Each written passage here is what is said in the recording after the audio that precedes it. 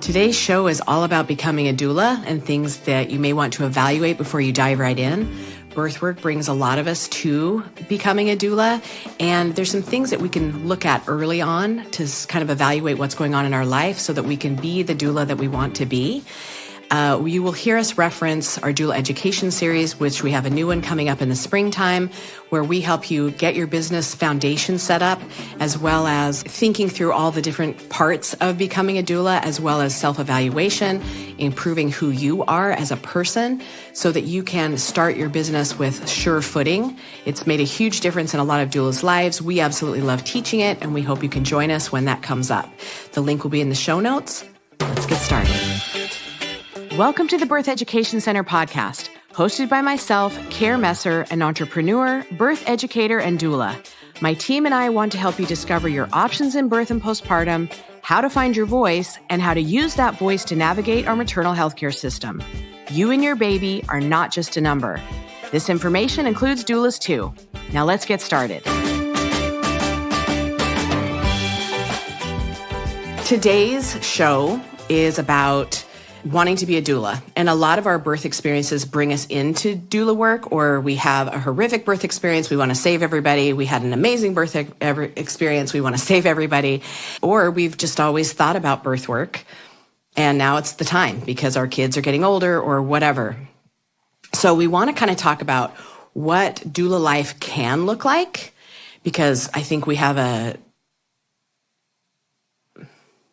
non-realistic expectation of what doula life looks like. It looks amazing. We see these little Instagram quips of a baby coming out and skin to skin and delayed cord clamping, and it was magical. And the actual doula life is a lot different than that. And there's a lot of anxiety involved, a lot of sleepless nights, a lot of work-life balance, and trying to figure out your family as well as your work life. And we want to give you kind of a balanced perspective of what that life looks like. So when you're seeing those Instagram clips, you're like, oh, there's actually some more behind that clip, because obviously we're not going to show everything because we can't. And that's what we want to talk about today, so that when you are thinking of doula work, there are some things that you can plan and prepare for before you even get trained that might give you a broader perspective of how to create a beautiful career that also doesn't wipe out your actual personal life. I think that balance is right, because there's some seasoned doulas, especially ones who take like a lot of births a month, that I think will present doula work as, basically get ready to never have a personal life or never have any freedom or never sleep again or anything like that. And there are a lot of pros to creating a business like this for yourself. And it doesn't have to, destroy your life as you know it, or rob you of your sleep, or take away from your time with your family and friends, if you can figure out how to create balance for yourself. And hopefully we'll give you some insight into that today. And Ashley, I would like you to talk about your doula life now, what you've created, so that we can kind of reverse engineer, because I know it's always different for us at the beginning when we first start, because we have to make all the mistakes. But let's help prevent mistakes. And not mistakes, they're just life learning lessons of how to get this thing going for your family. But let's reverse engineer where you are now, and then we can kind of talk about those topics. But tell us, what you created now with doula life. When we think about going on call and sort of being available to families and births and how long they can be and stuff like that, can be really overwhelming. But I also have found that there's an incredible freedom that comes with this work, that is really being able to schedule a lot of the work around your life, and, not necessarily doing an 8 to 5 type of job, but picking and choosing the days of the week or the times of day that work for you in terms of meeting with clients. And while we don't know when babies are going to come, I always jokingly say, like, babies have no respect for our schedules. They're doing their thing. We have a rough estimate, right? So we could say a baby due in this month, a baby due in that month. And so knowing that there is some regularity to pregnancy and when babies tend to be born does give you a lot of control when you're creating your schedule and choosing like how far out you're going to take clients, setting aside time for yourself to be off call and make time with your family. And then the other thing is I have found my comfort zone in terms of the number of clients I want to take, because the number of clients also dictates how many prenatals you're doing and how many births you're going to be at in a given month. And that is something I've learned over time, really, to find that balance of like how many clients is the right number for me, where I'm not away from my family too much But I feel like this is the kind of job that is often portrayed as it's just so crazy. It's so wild. It's so unpredictable. But you really do learn to trust like the rhythms of it and the timing, and really start to understand and be able to anticipate when people are going to have their babies. So I feel like I've come to a place now after 10 years of doing this where I feel really comfortable sort of planning my life around my clients and planning my clients around my life. I feel like I found a really good sort of balance with that. And hopefully we'll give you some insights as we go through this, and in future episodes, definitely diving deeper on some of these concepts that we're going to talk about today. It's been a work in progress. At the beginning, like you said, we kind of want to save everybody, and you want to take every birth and you want to do all this, and then you can end up, especially if you have a few hard births or you do a lot all at once, being like, is this sustainable? Can I do this? And the answer is no, it's not. And so hopefully by moving slowly, integrating some of the stuff that we're talking about, and really being thoughtful about how you're going to go into doula work, can keep you from feeling that sense of doom or that sense of burnout, like that sense of unsustainability. Because once you find that balance, it's amazing how long you can keep doing this. I mean, 10 years on, 15 years on for care, that, we still really love this work that we do. And it's different than a corporate job. A corporate job, it's 9 to 5. Here's my insurance. Here's where my money's coming from. There's a lot of predictability with that. Birth is very unpredictable, right? As you know, going into your birth, you don't know when that baby's coming, how you're going to give birth. You can plan for everything and it just surprises you. That's doula work. So the first thing we need to evaluate is, how is your anxiety? How is your mental health? When we're talking about mental health, if you don't do well with unpredictability and lack of control, that may trigger anxiety. Then let's reverse it a little bit more and kind of figure that part out, because birth is really unpredictable. Your schedule is going to be unpredictable. So what you do have control over is your work that you do at home, the schedule you have at home, and the ability for that schedule and work to move forward when you're not there. Because the birth stuff is going to be here and there. It's going to be everywhere. But the things that you do have control over, just like in birth, you do have control over your practice. You do have control over what you put in your bag. You do have control over your birthing place for the most part. That's what we're going to do with doula work. So we start out with, what work do you have to do? Do you have a part-time job? How flexible is that when you're going to be gone for maybe 1 day, 2 day, 3 day, depending on what's going on with that family that you're serving? How realistic is your work that you can drop and go? Some people it is. It's like, I sell cosmetics. I can totally do that. It's a home-based business. Others actually work for a person that says, no, you can't just take PTO whenever you want. What about your kids? Do they have karate on Tuesdays and Thursdays? Do they have wrestling on Mondays and Wednesdays? What is your kid life like?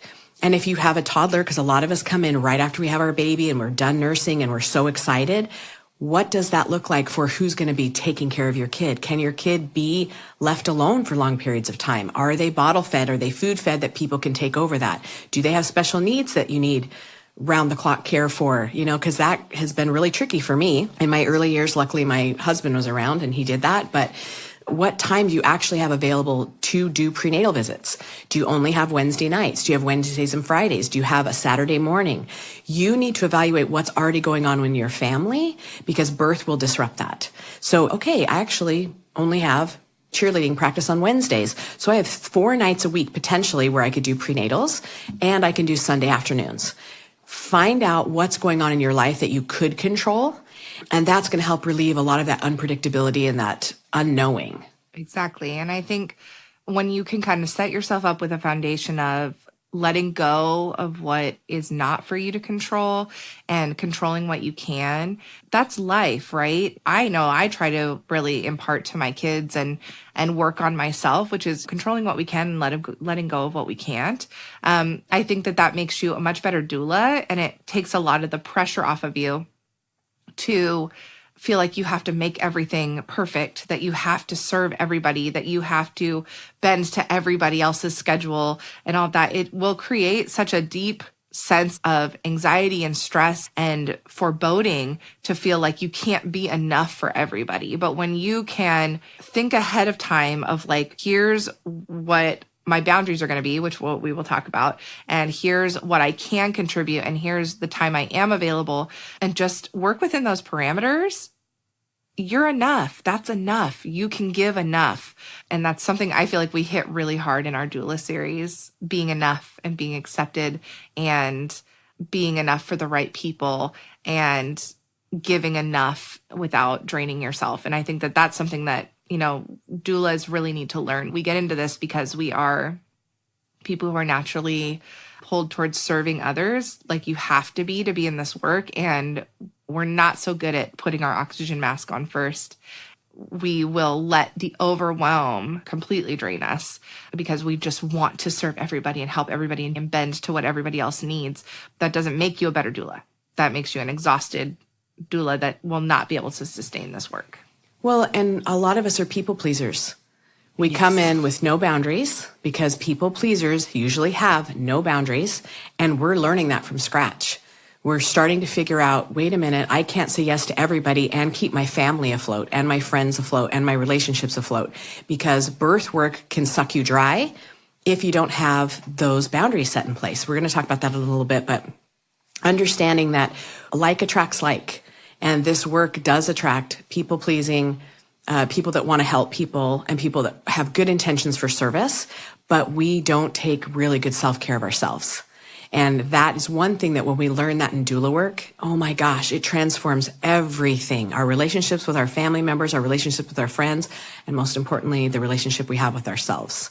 So definitely take those to heart and look and evaluate what actual time you have and what's going on in your personal life, because we're trying to preserve that and improve it, not drain it and have you feel completely overwhelmed and out of it. And then you leave doula work. And we don't want you to leave doula work. We want you here to stay. So we want it to be sustainable right from the beginning. A really important piece that you need to think about as a doula, especially if you're coming in, after you've had your own birth, Care sort of mentioned your children, your childcare, who your children are, what their needs are, how old they are, all of those things. I know my kids were 2.5 when I first started on my birth work journey. I have triplets, for those of you that this may be your first episode. And so I had 3 2-year-olds. And luckily my husband was around to help with that. And so I felt pretty secure between my husband, my mom, that I had childcare if I had to leave in the middle of the night, if I had to have a bunch of prenatals that kind of stacked up on each other where I was gone every evening, that we would make it work. But a lot of people, when they start thinking about getting into doula work, may find themselves thinking, okay, but what do I do about childcare, right? My partner works full time, or I don't have a partner, right? I know a lot of doulas who are single parents, or I breastfeed, or I can't afford childcare, right? And this is one of those things about not having an 8-to-5 job. That is, I'm going to pay for full-time childcare when I am not going to utilize it because I am home most of the time. And also, where am I going to find childcare in the middle of the night when I'm running to a birth, right? So one of the things that one of the seeds I always try to plant with newer doulas to think about is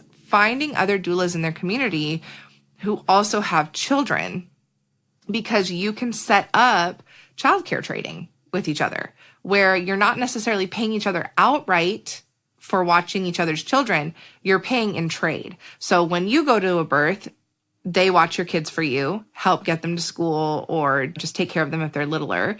And then when they need to go to a birth, you watch their children, and it ends up really working out. And not only that, but can really build deep, supportive relationships with each other. It's one of those things that we, again, come back to talking about in our doula series about building relationships with other birth workers and how important that is to really make this work sustainable. And this is just one factor of that, because it's the emotional, mental load.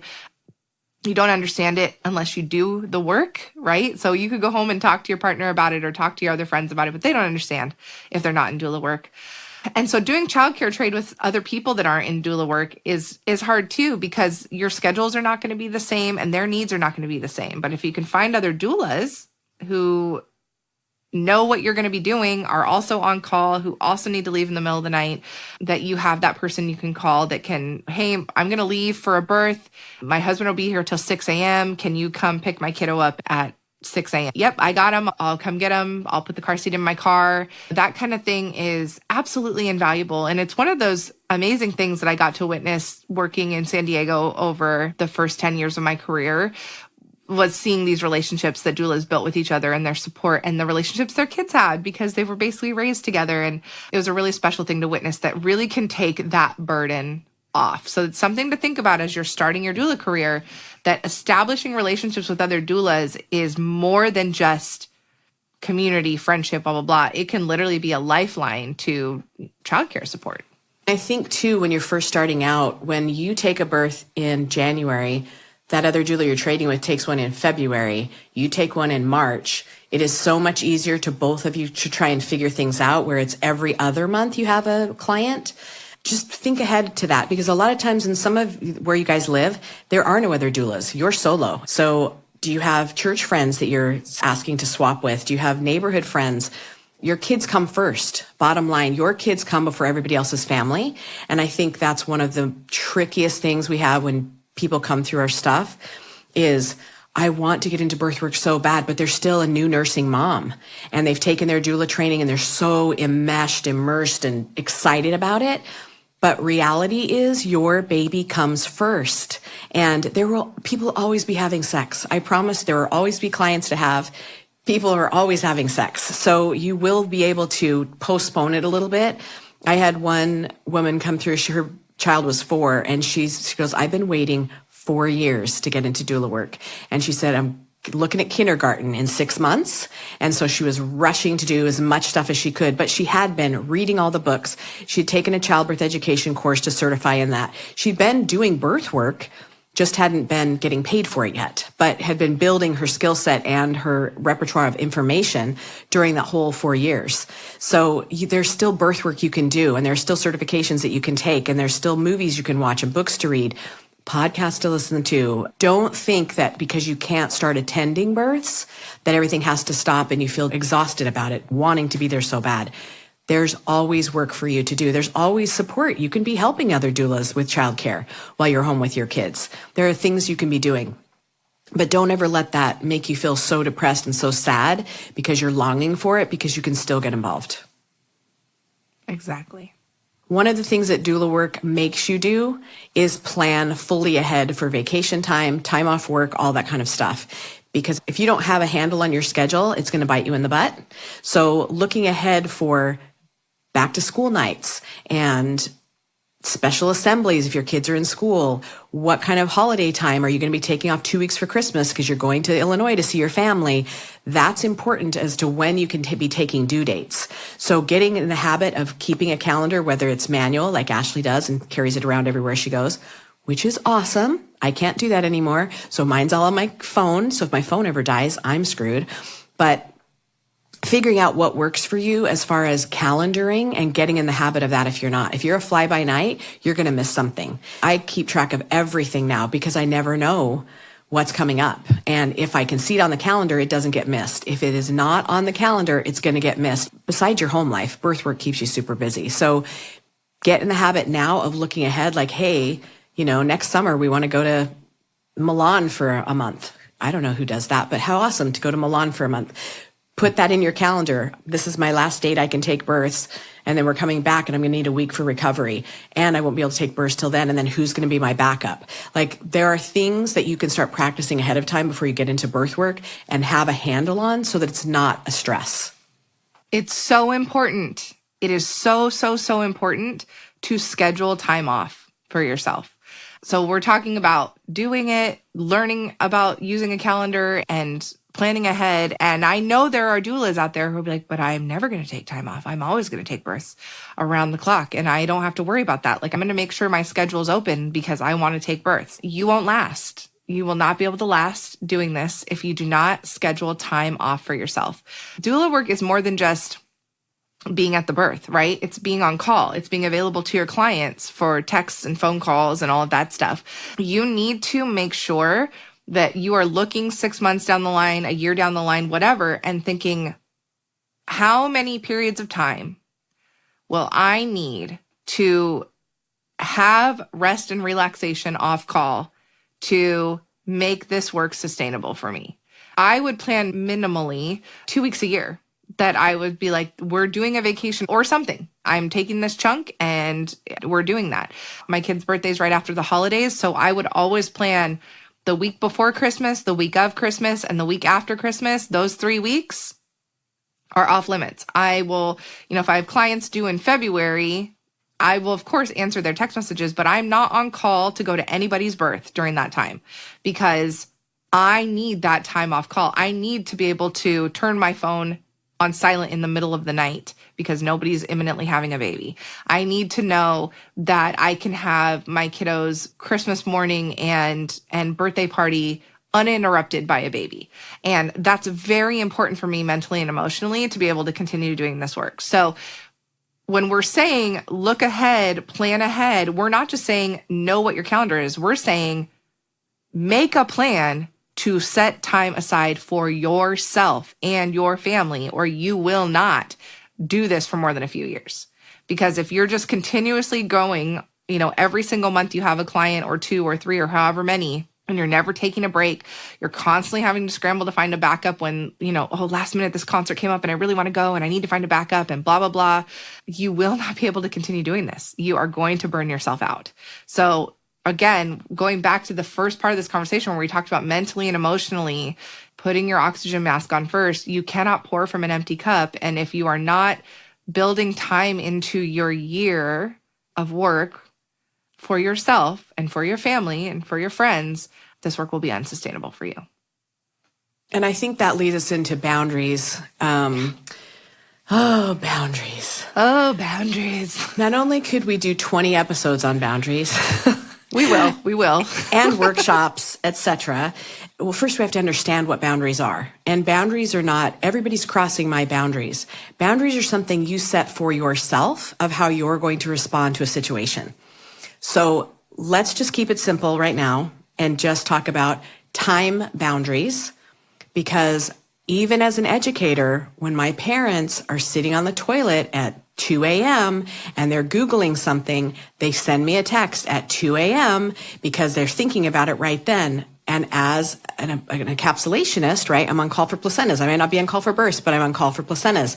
And I am trained to listen to the text. So if I am dead asleep and I hear bing, I immediately think there's a baby born and I got to go. And it's, hi, I was just wondering if you could send me an article on blah, blah, blah. And I'm like, right? And it doesn't have to be right now, but, when you get around to it, blah, blah, blah. Yeah, but you woke me up.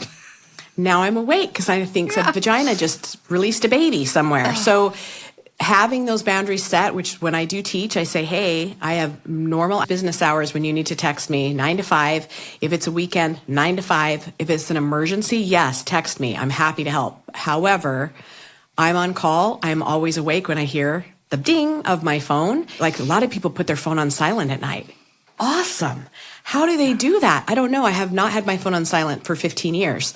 Occasionally when I go out for a weekend with the horses, my phone's off just because it doesn't work. We're going to have to work on Do Not Disturb with favorites only for care, because that has been a game changer for me. But still, it's like even our clients, right? I am on call for birth clients, and they are my favorites. They're starred in case something happens in the middle of the night. And so they can still text me, but they will get up in the middle of the night and be thinking about something. Oh my God, I just had a terrible dream about my baby being born and it had a tail like a dog. And I can't stop thinking about it. And can you please tell me that my baby's not going to have a tail? And you're like, my friend, I was asleep. And I'm also on call for somebody who is having a baby soon. And you texted me at 1 a.m. and I have to get up and take my kids to school at 6. And everybody feels it's really bad, but yes. That's why those boundaries need to be on paper and maybe even text to the client. Like I had one client who could not remember to not text me in the middle of the night. And so I said, can you save my name with no after 6 p.m.? And so when she would pull my name up, it would say, care, no, after 6 p.m. And she was like, that saved her because she had prego brain. I totally get it, but we got to build that in, folks. And it's also okay to set boundaries in terms of your availability for prenatals and stuff, right? If you know, like Care kind of already alluded to, my son played basketball. And so we tried to work around classes and everything where I could make sure that I was present for his basketball game. And when we are setting up our schedule with clients, it's okay to say, I don't do this day, whether it's Sundays because you have church, or we had a doula that in San Diego who did not do Mondays for anything. Mondays were her personal day to not have anything on her schedule that she didn't want on her schedule. And it was a self-care day for her, even if that just meant sleeping in and doing literally nothing, or, planning all of her self-care appointments for that day, chiropractor, massage. But she would say, I don't go to the doctor. I don't go to the dentist. I don't do anything that is not for me, for my enjoyment, my relaxation on Mondays. And that includes, I don't meet with clients on Mondays. I do not schedule prenatals on Mondays. And I always really respected that. And so I would always try to make sure, at least for me, that there was one day of the weekend where I had nothing scheduled so I could spend the day with my kids. Or it had to be before a certain time or after a certain time, because I wanted that chunk of time with my family. So when we talk about boundaries, we want to talk about the accessibility to our clients, when they can text us and all of that, but also when are we making ourselves available, and when are we saying, no, this time is for me, or this time is for my family. And you don't have to qualify it. You don't have to offer them a reason why. You can just say, I'm free to meet on Wednesday, Thursday, Friday. Those are the days that I schedule prenatals. I am free to meet on Sunday afternoons. That's my weekend availability. And they'll find a time in those windows that works for them. And you don't have to explain why. And you do not have to qualify your boundaries ever. You don't owe anybody an explanation. And I'm not saying that to say like everybody's going to fight you on it, because obviously your clients that hire you, they love you and respect you. But you still don't have to explain every decision, every scheduling choice, everything. Just set your boundaries, and the people that want to work with you will meet you there. You're running a business. This isn't a social gathering, social calendar. It is a business. Business owners have business operating hours.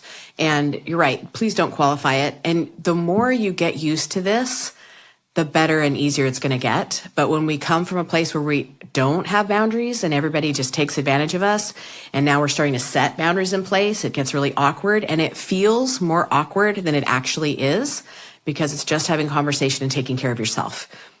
We aren't used to taking care of ourselves. And that is a big thing in the cuddle world, which is why I talk about it a lot, because I'm very well versed in it. We have got to start taking care of ourselves so that we can take care of others. They should be getting the excess out of our cup. The excess, what's draining off the edge, not, yes. I got a little bit for you, because that's not good for anybody. The energy's not even right. So yeah. The next thing I just wanted to mention is your service area. And I see a lot of this online where you shouldn't take births if they're more than a half an hour away, and you should maybe be able to get there within 15 minutes. That's not the reality for most of us. I live in a metropolitan city. I can get to anybody within 30 minutes, even if there's traffic, 40. And that's if I leave right away. Some of us live in the middle of nowhere, and it's an hour to the nearest hospital, and they live 25 minutes, 30 minutes past that. Like, if you live in Texas, you're just used to driving. You can't not be. It's like, oh, it'll take me 2 hours to get there. It's just how it is, which would drive me insane. But I used to live in a country town. I get it. However, whatever is comfortable for you is your service radius. You set that. Like, I'm comfortable driving 2 hours to a birth. If a mom goes fast, you're probably going to miss it. If you're okay with that and you let them know I'm 2 hours away and they hire you for that, that's the chance. It's a risk, right? It's a benefit and a risk that they're evaluating. I really like her. That's the benefit. Risk. Ooh, if I go fast, she may miss the birth, especially if it took her an hour to get on the road and it's 2 hours away. So you set your availability radius, whatever works for you, because gas is expensive, time, all of that kind of stuff. Plus, just getting out the door sometimes doesn't happen in 5 minutes. Sometimes it takes way longer than that to get your kids dropped off, the dog fed, the paper written for your partner, all of that to get out the door. So you set what feels comfortable for you and you feel confident in before you even offer that to a client. Because if they come to you and they're an hour and a half away and you know it's going to take you an hour and a half to get there, you have to be honest with them that, hey, by the time you call me, it's going to take me an hour and a half to leave my house, and then we're still an hour away from you. Have that ahead of time, because that could be a deal breaker or not. But if you already have that set to where you're comfortable with it, like I can't be more than an hour away from them, then it's kind of a no-go. When they email you and say, here's where I live, you can say, I am so sorry, but that's out of my service area and it would take me too long to get to you. And that's not a risk I'm willing to take. However, here's another list of doulas that you could call. Like, you set that ahead of time because it will save you not only sadness and tears if you miss a birth, but it will also maybe save a possible negative review because it took you so blankety blank long to get there. And now you have an angry family that if you just set that boundary ahead of time, it wouldn't have even been there. Well, and that the thing you have to think about with driving is that is more time out of the house away from your family, right? So service radius should factor into when you're thinking about the time you want to spend with clients and out of the house and away from your family. You need to factor in the distance you're going to drive. And in San Diego, I lived in North County in kind of a rural area, and I knew if I wanted to go anywhere, do anything, work with any families, I was looking at a minimum of a 45-minute drive because most of my clients were in like San Diego proper or like kind of the San Diego metro area where Kara was talking about. And I was in North County. So I knew that I was going to have to factor in an hour either way, heading to a prenatal, heading home from a prenatal, heading to a birth, heading home from a birth. I only had 2 hospitals that were less than 20 minutes away from my house. For me, I set my service radius at 30 miles, and that way I knew that it was going to be an hour one way or the other. I got really into podcasts and listening to books on tape, and I was comfortable spending time in the car. I like spending time in the car. It's fine with me. And I found that most of the doulas in San Diego, like, I think that San Diego's just sort of designed that way. Like, it's you drive to do what you want to do. Everything we want to do is not right by our house. We drive to the beach, we drive to the mountains, we drive to the museums, we just drive. In San Diego, in California in general, like, you're in your car and you're fine with it. That's sort of what it is. Something that I've noticed moving here to Oregon, that doulas definitely tend to stick to births and hospitals on their side of town. The hospitals are sort of placed in the west, in the north, in the east, in the south, and that people tend to really stick to their side of town and not really take clients much further than 15 or 20 minutes away from where they live.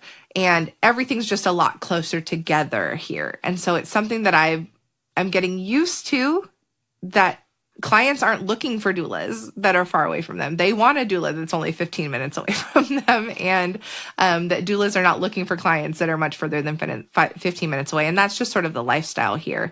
But I think that that's something that people don't really think about when they're thinking about, God, I just want clients. I'm going to take clients. And if I'm taking a client that's more than an hour away from me, when we're talking about a 2-hour prenatal, an hour to get there, an hour back, potentially traffic, and now we're at 5 or 6 hours away from home.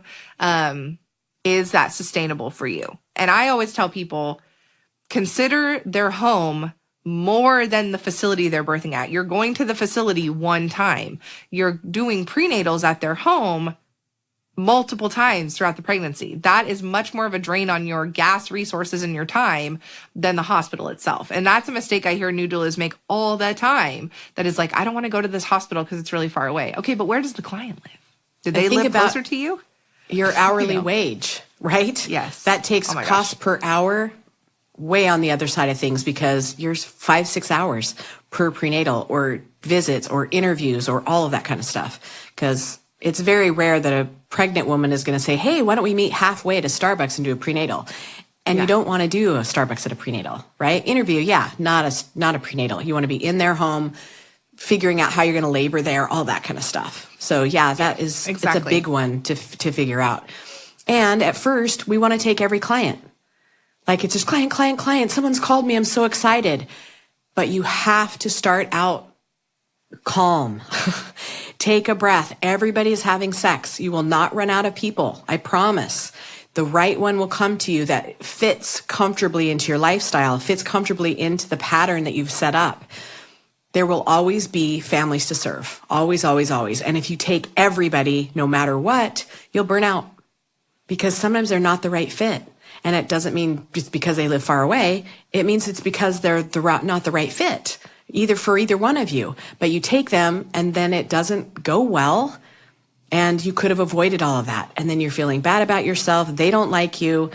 whatever happens, but you had the red flags that said, oh, I might not be the right doula. I don't have enough experience, or I have too much experience, or they need something like this and I'm not like that. Read those red flags. That's how you build your foundation, is understanding what your flags are and who you will serve best and what kind of clientele you want to create. If you know that ahead of time, it's so much easier than just, I'll take anybody, I just need a birth. Ooh, it's that desperation energy does not work well in birth work. Absolutely does not work well with it. Well, and if you are, opening yourself up to, especially in the beginning when we're not charging enough, to any client that walks through the door, and then all of a sudden you find yourself with, oh my God, I have 3 clients due in the next 2 months, and how am I going to do this and figure out the balance and all that stuff? Pacing yourself is key.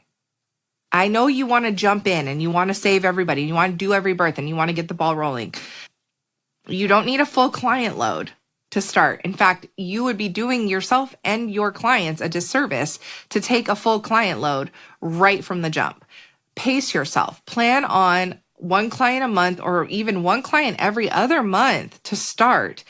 As you get your feet wet, as you figure out your childcare, as you establish these relationships, establish your education, figure out your, driving radius, all these things that we've talked about in this episode, they take time to figure out what is going to work for your family. You might think this is what you're going to do, and then it completely changes once you start doing the work and you realize, oh, nope, I need to tweak things. I need to change this. I need to, limit this and change my days and all that stuff. And all of us do that. We have changed our business and our business model 50 times over the course of years, because not only does it change because of what's going on with your household, it changes because you learn more and you get stronger and more confident in your abilities. And then you're like, whoa, why have I been doing that? And then you realize that's a pattern you've been doing in your life. And you're like, oh, self-awareness. I got to change that about things. Oh my gosh, which is another reason that we talk about that. And we really, who we are as a person bleeds over into your doula career, because that's what it does. So we are all about self-help and self-awareness, and that's why we focus so much on that in our series, because you will be a better doula if you understand who you are on a deeper level. You'll also relate differently to your moms. Work smarter, not harder is the motto that I've come to in my doula work. And not only that, but like working better, not harder. And I feel like I'm a better doula with a much better sense of boundaries, and I do less now than I did 10 years ago, and my clients are more satisfied. And I don't mean do less in terms of a lower client load. I mean do less in terms of just the amount of time and energy and kind of obsession that I poured into every client, that I realized that's not needed or necessary or wanted. That boundaries are so important and time is so important. And it all goes back to that decision of how many clients you're going to take, right? You do not need to serve everybody, especially right from the beginning. You are not the best version of the doula you're going to be right in the beginning. And by pacing yourself and allowing yourself to learn as you go and slowly work your way up to taking a higher client load, it's really going to serve you and the clients that you take. And we want this to be sustainable for you. And you're going to hear me say this word so much, but like, as Kara said, we want you to continue being birth workers. We want more birth workers. People need birth workers. But if we are not setting doulas up for success, if we're not setting birth workers up for success by saying, breathe, pace yourself, set boundaries, think about your needs first, then everyone's going to start out, burn bright and burn out before they have a chance to really make an impact. And we are here for the long haul, and we want you here for the long haul too. We have seen so many doulas come into birth work, just like you said, bright, shiny, on fire, ready to go. I was that way when I first started too, but I learned from several doulas that were older than me, more experienced than me, especially my main mentor doula. Slow it down. Here's what I cover in a postnatal. Here's what I cover in a prenatal. You're not going to know everything right off the bat. You're going to start to figure out your rhythm. But I mean, I didn't even know what to cover in a prenatal. I didn't know what to cover in a postpartum. I didn't know what the most important things were to get a birth plan together, because I didn't know exactly what to do yet. The pace is incredibly important, and not beating yourself up because you're not the first one out the gate. You're going to have some people in your doula certification that are like on fire, ready to go. They may have seen 3 or 4 births. They know what they're doing, it seems, and you feel behind the gate. It has nothing to do with where they're at and where you're at. Like, drop the competition. We talk a lot about that too. It's not a competition because this is your life and the way you're going to fit into this doula world.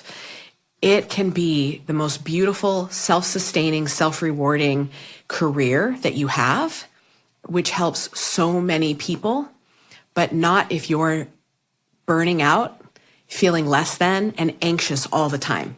And that's the last thing we want you to feel is inadequate. We know the kind of gifts you have, or you wouldn't even be attracted to this work.